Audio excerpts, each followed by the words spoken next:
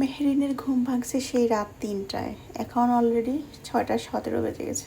তা আমার ক্ষুধা পেয়েছে, তো ওর বাবার কাছে রেখে রান্নাঘরে চলে আসছি, দেখি কি খাওয়া যায়।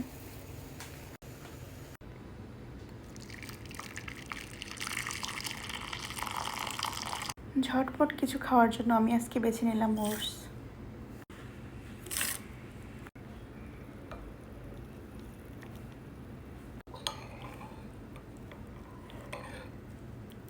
সাথে একটু মধু মিক্সড করে নিচ্ছি।